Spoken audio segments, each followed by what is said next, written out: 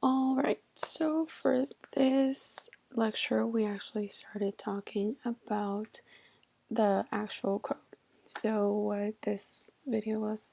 about was focusing on object-oriented analysis, which means that we're just now starting to start thinking and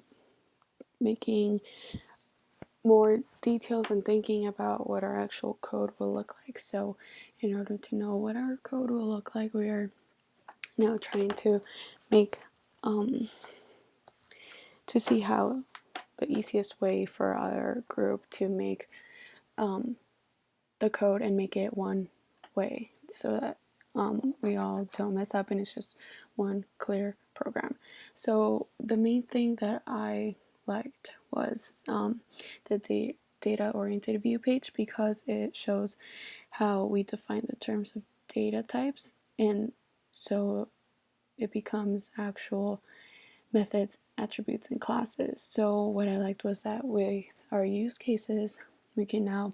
start seeing that the nouns will be classes, adjectives will be attributes, active verbs will be methods, which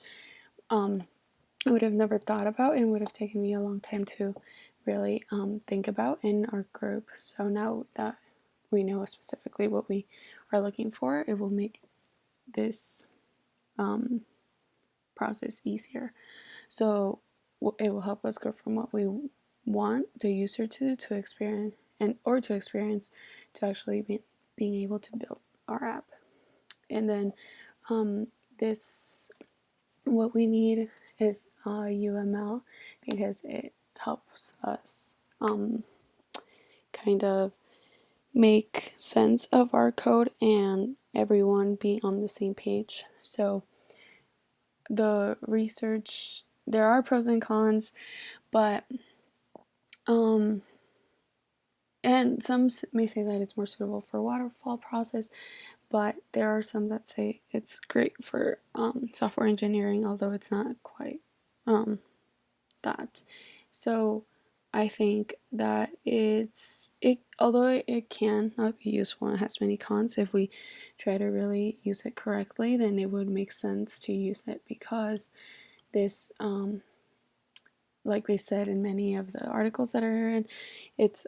a picture is worth 1,000 words, which makes perfect sense, because in my group, with a group of 6 people, we all know what our app is going to be, and we all have had the same idea and we know what we're trying to do, but we're not actually picturing it the same. So to actually start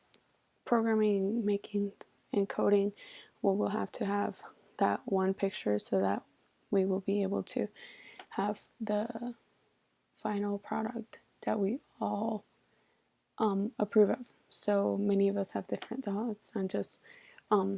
one of the user cases, so this would really help out and narrow down what we're trying to get to.